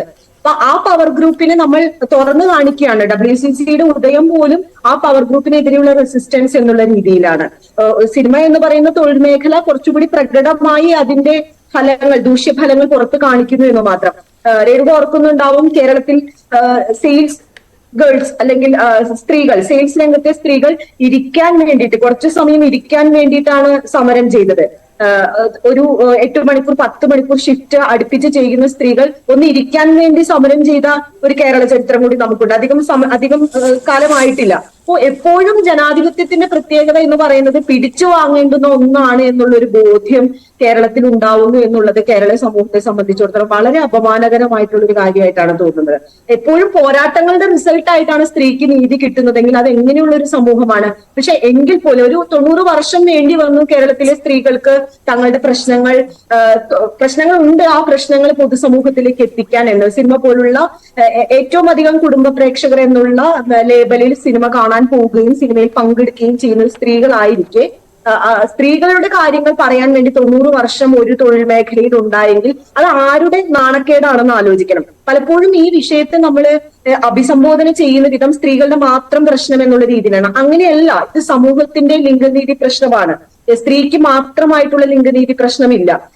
ഏറ്റവും പാർശ്വവൽക്കരിക്കപ്പെട്ട സ്ത്രീ, അതിന് താഴെയുള്ള ട്രാൻസ് കമ്മ്യൂണിറ്റികൾ, ക്യൂർ കമ്മ്യൂണിറ്റികൾ, ഇപ്പോ കുഞ്ഞിനെ സൂചിപ്പിച്ചതുപോലെ പല ലെയറുകളിൽ പണിയെടുക്കുന്ന ആളുകളെ സംബന്ധിച്ചിടത്തോളം ഏറ്റവും മുകളിൽ ആരാണോ അധികാരത്തിൽ ഇരിക്കുന്നത്, ഏറ്റവും ആധിപത്യം പുലർത്തുന്നത് ആരാണോ, അവർ താഴെ താഴെ താഴെ തട്ടിലേക്ക് ചൂഷണം തുടരുകയാണ്. അപ്പൊ ഇത് വ്യവസ്ഥയുടെ ഭാഗമായി തന്നെ നിൽക്കുന്ന ഒരു പ്രശ്നമാണെന്ന് നമ്മൾ മനസ്സിലാക്കി കഴിഞ്ഞവരാണ് കേരളത്തിലെ സ്ത്രീകൾ. അതാണ് ഞാൻ ആദ്യമേ സൂചിപ്പിച്ചത്. ഈ പ്രശ്നം എന്താണ് എന്ന് കൃത്യമായി മനസ്സിലാക്കിയ സ്ത്രീകളാണ് മുന്നോട്ട് വന്നത്. ഈ പ്രശ്നം നിലവിൽ അറിയാത്ത പുരുഷന്മാരോ അല്ലെങ്കിൽ പാട്രിയാർക്കിയുടെ ഭാഗമായി നിൽക്കുന്ന, ഇപ്പൊ നേരത്തെ സൂചിപ്പിച്ച എനിക്കൊന്നും അനുഭവിക്കേണ്ടി വരുന്നില്ല എന്നൊരു നടി പറയേണ്ടി വരുന്ന സാഹചര്യം പോലും നമുക്ക് മനസ്സിലാവുന്നുണ്ട്. ഏത് സാഹചര്യത്തിലാണ് അത്തരത്തിലുള്ളൊരു പ്രസ്താവന ഒരു നടിയോ അല്ലെങ്കിൽ ആരോ, അത് ഈ സിനിമ മാത്രമല്ല ഏതൊരു തൊഴിൽ മേഖലയിലും ജോലി ചെയ്യുന്ന സ്ത്രീകൾ തൊഴിൽ മേഖലയുമായി ബന്ധപ്പെട്ട് തങ്ങൾക്ക് യാതൊരു ചൂഷണവും അനുഭവിക്കുന്നില്ല, തങ്ങൾക്ക് യാതൊരു തരത്തിലുള്ള പ്രശ്നങ്ങളും ഇല്ല എന്ന് തുറന്നു പറയുന്നത് പോലും ആ വ്യവസ്ഥയുടെ ഇരയുടെ ഭാഗമായിട്ടാണെന്നാണ് ഞാൻ മനസ്സിലാക്കുന്നത്. അപ്പൊ അതുകൊണ്ട് ജസ്റ്റിസ് കേമ കമ്മീഷൻ വരുന്ന സമയത്ത് കേരളത്തിൽ മാത്രമല്ല, തമിഴ് സിനിമാ മേഖലയിലാവട്ടെ അല്ലെങ്കിൽ ഇതര ഭാഷാ സിനിമാ മേഖലകളിൽ ഇതുപോലുള്ള ഒരു മൂവ്മെന്റ് തങ്ങളുടെ സിനിമാ മേഖലയിലും തങ്ങളുടെ തൊഴിൽ മേഖലയിലും വേണം എന്ന് പറയുന്നത് സമൂഹത്തിന് മുന്നോട്ട് പോക്കിനെയാണ്. പ്രത്യേകിച്ചും സ്ത്രീകൾ ഉന്നയിക്കുന്ന വിഷയം അത് കുറച്ചും കൂടി പ്രോഗ്രസീവ് ആയിട്ടുള്ള സമൂഹത്തിൽ അത് മനസ്സിലാക്കാനായിട്ട് ആളുകൾ ഉണ്ടെന്നും ഉന്നയിക്കുന്ന വിഷയത്തിൽ നീതി വേണമെന്നും ആഗ്രഹിക്കുന്ന ഒരു സമൂഹം വളർന്നു വരുന്നുണ്ട് എന്നുള്ളതാണ്. പലരും WCCയുടെ മാത്രം വിജയമായിട്ടല്ല എന്ന് പലപ്പോഴും സൂചിപ്പിക്കുന്നത് അതുകൊണ്ടാണ്. WCCയോടൊപ്പം നിൽക്കാൻ പറ്റുന്ന ഒരു വലിയ വിഭാഗം എഡ്യൂക്കേറ്റഡ് ആയിട്ടുള്ള, വിദ്യാഭ്യാസമുള്ള, സാമൂഹിക ബോധമുള്ള, മാനവിക ബോധമുള്ള ഒരു തലമുറ വളർന്നു വരുന്നുണ്ട് എന്നുള്ളൊരു നല്ല സൂചനയായിട്ടാണ് കാണുന്നത്. പക്ഷെ അപ്പോൾ പോലും അങ്ങനെ ഒരു പൊതുസമൂഹം മുഴുവനും ഈ വിഷയത്തിന് വേണ്ടി മുന്നോട്ട് നിൽക്കുമ്പോൾ അതിനോടനുബന്ധിച്ച് ഏറ്റവും വേഗത്തിൽ നിയമനിർമ്മാണം നടത്തേണ്ടുന്ന ഇടങ്ങളിൽ ആ രീതിയിലുള്ള മാറ്റങ്ങൾ ഉണ്ടാവുന്നില്ല എന്നുള്ളിടത്താണ് നമ്മുടെ പ്രതിഷേധം വരുന്നത്. സർക്കാരാവട്ടെ, ജുഡീഷ്യറി ആവട്ടെ, നമ്മൾ എന്തുകൊണ്ടാണ് ഒരു നിയമത്തിൽ നമുക്ക് വിശ്വാസം ഇല്ലാതെ പോകുന്നത്? നമുക്ക് ഏറ്റവും വേഗം നീതി വേണമെന്ന് വിചാരിക്കുന്ന സന്ദർഭങ്ങളിലെല്ലാം നീതി വളരെ സാവധാനത്തിലാവുകയും ഒരുപക്ഷെ കിട്ടാതിരിക്കുകയും ചെയ്യുകയാണ്. അപ്പൊ ഇത് സെക്ഷൽ ഹറാസ്മെന്റിന്റെ കാര്യത്തിൽ മാത്രമല്ല, തൊഴിൽ നിഷേധമാവട്ടെ, അടിസ്ഥാന സൗകര്യങ്ങൾ ഒരുക്കുന്നതിലുള്ള വീഴ്ചകളാവട്ടെ, ഒരു സ്ത്രീക്ക് മൂത്രം ഒഴിക്കാൻ പോലും വേണ്ട സൗകര്യം ഇല്ല എന്നുള്ളത് സിനിമ തുടങ്ങിയ കാലം മുതലേ അങ്ങനെയാണ് എന്നൊരു ഏറ്റവും സീനിയർ ആയിട്ടുള്ള ഒരാൾ പറയുമ്പോൾ 2024 നമ്മൾ എല്ലാ തരത്തിലുള്ള പുരോഗമനത്തെ കുറിച്ച് സംസാരിക്കുമ്പോഴും ഏറ്റവും അപ്ഡേറ്റഡ് ആയിട്ടുള്ള കൾച്ചറിനെ കുറിച്ച് സംസാരിക്കുമ്പോഴും സാക്ഷരതയെ കുറിച്ച് സംസാരിക്കുമ്പോഴും ഒരു സ്ത്രീക്ക് അവരുടെ അടിസ്ഥാന ആവശ്യം നിർവഹിക്കാൻ സൗകര്യമില്ല എന്ന് പറഞ്ഞാൽ അത് ഏത് തരം സമൂഹം എനിക്ക് മനസ്സിലാവുന്നില്ല. ഇത്രയും അവിടെ പോലും കൃത്യമായ ഒരു ഇടപെടലിലേക്ക് പോകാനല്ല, വീണ്ടും കാത്തിരിപ്പിന് തന്നെയാണ് നീക്കം നടക്കുന്നത്. ഇനി കോൺക്ലേവ് ഒക്കെ നടന്ന് മാത്രമേ അത്തരം ഒരു അടിസ്ഥാന പ്രശ്നത്തിൽ പോലും നടപടികളിലേക്ക് കടക്കാൻ കഴിയൂ എന്ന മെസ്സേജാണ് സർക്കാർ നൽകുന്നത്. ഇവിടെ അഡ്വക്കേറ്റ് പ്രശാന്ത് പത്മനാഭൻ, അവസാനിപ്പിക്കാൻ നമുക്ക്. അതിനു മുൻപ് ഈ ഭരണഘടനാപരമായ ഉത്തരവാദിത്തങ്ങൾ നിറവേറ്റുന്നതിൽ നമ്മുടെ ഭരണകൂടങ്ങൾ പരാജയപ്പെടുമ്പോൾ അവിടെ കോടതിയുടെ നിർദ്ദേശങ്ങൾ ഉണ്ടാകുന്നു, അവർ ചൂണ്ടിക്കാണിക്കുന്നു, അവർ അല്ലെങ്കിൽ ഉത്തരവിടുന്നു ആ ഉത്തരവാദിത്തങ്ങൾ നിറവേറ്റുക എന്ന്. അവിടെ ഇപ്പോൾ തന്നെ തങ്ങളുടെ ഉത്തരവാദിത്തം നിറവേറ്റാതെ കോടതി എന്ത് പറയുന്നു എന്ന് നോക്കിയിരിക്കുകയാണ് സംസ്ഥാന സർക്കാർ ചെയ്യുന്നത്. ഞങ്ങൾ വലിയ മാതൃക സൃഷ്ടിച്ചു എന്ന് പറയുമ്പോൾ പോലും അതിന്റെ നടപടിക്രമങ്ങളിലേക്ക് കടക്കാൻ കോടതിയുടെ വാക്ക് കാക്കുന്ന സർക്കാർ നടപടി അത് വിമർശന വിധേയമാകേണ്ടത് തന്നെയല്ലേ? അവിടെ മാതൃക സൃഷ്ടിക്കാൻ സർക്കാർ പരാജയപ്പെടുകയല്ലേ? തീർച്ചയായിട്ടും അതിൽ സംശയം എന്താണ്? നമ്മൾ തെരഞ്ഞെടുത്തിരിക്കുന്നത് ജനപ്രതിനിധികളെയാണ്. നിയമനിർമ്മാണ സഭയിലേക്ക് അയച്ചിരിക്കുന്നത് നിയമങ്ങൾ ആവശ്യത്തിനുള്ളത് നടപ്പാക്കുന്നത് നോക്കാനും അത് പുതിയ നിയമങ്ങളില്ലാത്ത, നിയമത്തിന്റെ പരിരക്ഷയില്ലാത്ത മേഖലകളിൽ അത് കൊടുക്കാനും വേണ്ടിയിട്ടാണ്. ഈ ലോയും റെഗുലേഷൻസും എവിടെയാണ്? ഏറ്റവും അൺപ്രൊട്ടക്റ്റഡ് ആയിട്ടുള്ള ഒരു വീക്കസ്റ്റ് ആയിട്ടുള്ള ആളുകളെ സംരക്ഷിക്കാൻ വേണ്ടിയിട്ടാണ് നിയമം നിർമ്മിക്കേണ്ടത്. ഉള്ള നിയമങ്ങൾ ശക്തമായിട്ട് നടപ്പാക്കി കൊണ്ടുവരിക, അതിനുള്ള ഒരു സംവിധാനം ഒരുക്കുക, സുരക്ഷിതത്വം ഉറപ്പുവരുത്തുക, നിയമങ്ങളുടെ അഭാവം ഉള്ളിടത്ത് അത് കൊണ്ടുവരിക എന്നുള്ളത് ഗവൺമെന്റിന്റെ പ്രാഥമികമായിട്ടുള്ള കടമയാണ്. ലോ ആൻഡ് ഓർഡർ ഗവൺമെന്റിന്റെ പ്രാഥമിക കടമയാണ്. അതിനുവേണ്ടി ഹൈക്കോടതിയുടെ ഓർഡർ വെയിറ്റ് ചെയ്യുന്നത് വളരെ അപഹാസ്യകരമാണ്. രണ്ടാമത് ഇവിടെ സൂചിപ്പിച്ചിരുന്നു, ആ റിപ്പോർട്ടിൽ 3 പേര് 3 റിപ്പോർട്ട് എഴുതി. ഇതൊരു റെക്കമെൻഡേറ്ററി നേച്ചറാണ്. കാരണം ബൈൻഡിങ് ആയിട്ടുള്ള ഒരു യൂണിഫോം റിപ്പോർട്ടല്ല. 3 മെമ്പേഴ്സ് 3 സജഷൻസ് എഴുതി. അതില് സിനിമാ നടി ശാരദ ചില സ്റ്റീരിയോ ടൈപ്പിംഗ് ഒക്കെ മെൻഷൻ ചെയ്തിട്ടുണ്ട്. ശരിയാണ്, നേരത്തെ 2 പേര് സൂചിപ്പിച്ചതുപോലെ നേരത്തെ അങ്ങനെ ആയിരുന്നു എന്നുള്ളതിന്റെ അർത്ഥം ഇനി അങ്ങനെ ആകണമെന്നല്ല. ലോ എന്തായിരുന്നു, ഇനി മുന്നോട്ട് നമുക്ക് ഇത് തന്നെ വേണോ, മാറ്റം വരുത്തണോ? മുന്നോട്ട് നമുക്ക് മാറ്റങ്ങൾ വേണം. ഇപ്പൊ സുപ്രീം കോടതി തന്നെ ജെൻഡർ സ്റ്റീരിയോ ടൈപ്പിങ്ങിനെതിരായിട്ട് ഒരു ഹാൻഡ് ബുക്ക് ഇഷ്യൂ ചെയ്തിട്ടുണ്ട്. അതില് ജഡ്ജസിനെയൊക്കെ സെൻസിറ്റൈസ് ചെയ്യാണ്. നിങ്ങൾ റേപ്പ് കേസുകളൊക്കെ കൺസിഡർ ചെയ്യുമ്പോൾ സ്ത്രീകളെ കുറ്റപ്പെടുത്തിക്കൊണ്ടുള്ള പല ജഡ്ജ്മെന്റ്സ് അത് എക്സ്പെൻഡ് ചെയ്യാണ്. ഈയിടെ നമ്മൾ കണ്ടു കൽക്കട്ട ഹൈക്കോടതി ഒരു യങ് വിമനോട് അഡ്വൈസ് ചെയ്യാണ് നിങ്ങളുടെ സെക്ഷൽ അർജൊക്കെ കൺട്രോൾ ചെയ്യണമെന്ന്. അത് സുപ്രീം കോടതി വന്ന് അത് അന്നേരം എക്സ്പെൻഡ് ചെയ്തു. അതിനെതിരെ സുപ്രീം കോടതി അതിനെതിരെ ശക്തമായിട്ടുള്ള താക്കീത് കൊടുത്തു. ജഡ്ജസ് ഇങ്ങനെ കടന്നുകയറ്റം ചെയ്യാൻ പാടില്ല. അവരുടെ മുമ്പിലിരിക്കുന്ന ഇഷ്യൂ ഈ വിക്ടിമിനെ തന്നെ കുറ്റപ്പെടുത്തിക്കൊണ്ടുള്ള ആ ഒരു മെന്റാലിറ്റി എല്ലാ ഫീൽഡിലും ഉണ്ടെന്നാണ് ഞാൻ പറഞ്ഞത്. ആ സിനിമാ ഫീൽഡിൽ കൂടുതലാണ്. കാരണം അവിടെ ആ വിസിബിലിറ്റി കുറവാണ് സ്ത്രീകളുടെ, അല്ലെങ്കിൽ അവരുടെ പാർട്ടിസിപ്പേഷൻ. അവർക്ക് ആ ഹേമ കമ്മിറ്റി റിപ്പോർട്ടിൽ വളരെ വിശദമായിട്ട് എഴുതിയിട്ടുണ്ട്. അവര് ആവശ്യത്തിന് നമ്പേഴ്സ് ഇല്ല, അവിടെ ഡിസ്പാരിറ്റി വളരെ കൂടുതലാണ്, നിയമത്തിന്റെ പരിരക്ഷ ഇല്ലാത്തതുകൊണ്ട് സ്ത്രീകൾക്ക് കിട്ടേണ്ട പ്രൊട്ടക്ഷൻ അവിടെ കിട്ടുന്നില്ല എന്ന് പറയുന്നുണ്ട്. ഈ ഒരു കാര്യം ഇപ്പം പൊതുജന സമക്ഷം ഡിസ്കഷൻ വന്നത് ഒരു വലിയ നേട്ടമാണ്. പക്ഷെ അതില് ഇപ്പോൾ ആഹ്ലാദിക്കാൻ സമയമായിട്ടില്ല. ഇത് മുന്നോട്ട് ഇതിന്റെ പരിസമാപ്തിയിൽ എത്തിക്കേണ്ടത് നമ്മുടെ ഓരോരുത്തരുടെയും കടമയാണ്. തീർച്ചയായും. എന്തായാലും സുരക്ഷ എന്ന കാര്യത്തിൽ ഹേമ കമ്മിറ്റി റിപ്പോർട്ട് ചൂണ്ടിക്കാട്ടിയ കാര്യങ്ങൾ കൂടിയുണ്ട്. ഒരു ജൂനിയർ ആർട്ടിസ്റ്റ് പോലും കമ്മീഷനോട് കാര്യങ്ങൾ തുറന്നു പറയാൻ തയ്യാറായിട്ടില്ല. കാരണം അവർ നേരിടുന്ന ഭീഷണി, തൊഴിൽ നഷ്ടമാകുമോ എന്ന ഭീഷണി തുടങ്ങിയ കാര്യങ്ങൾ ഒക്കെയും ആ റിപ്പോർട്ടിൽ വിശദീകരിക്കുന്നതാണ്. അവിടെ ചില തുറന്നു പറച്ചിലുകൾ ഉണ്ടാകുമ്പോൾ ഇരകൾക്കുള്ള പരിരക്ഷ എന്ന കാര്യത്തിൽ കൂടി സർക്കാരിന് ഭാരിച്ച ഉത്തരവാദിത്തമാണുള്ളത്. മാത്രവുമല്ല, ഈ വ്യവഹാരങ്ങളിൽപ്പെട്ട് അവരുടെ ഭാവി, അവരുടെ ജീവിതം ബുദ്ധിമുട്ടിലാകുന്നില്ല എന്ന ഉറപ്പുവരുത്തലുകൾ കൂടി വേണം. കേസിന്റെ വേഗത്തിലുള്ള തീർപ്പ് തുടങ്ങിയ കാര്യങ്ങളൊക്കെയും വളരെ അനിവാര്യമാണ്. വളരെ ആർജവത്തോടു കൂടി തന്നെ സർക്കാർ മുന്നോട്ട് പോയെങ്കിൽ മാത്രമേ ഇതിന്റെ നമ്മൾ ആഗ്രഹിക്കുന്ന ലക്ഷ്യങ്ങളിലേക്ക് നമുക്ക് എത്താൻ കഴിയുകയുള്ളൂ. വളരെ നന്ദി ചർച്ചയിൽ പങ്കെടുത്ത എല്ലാ അതിഥികൾക്കും.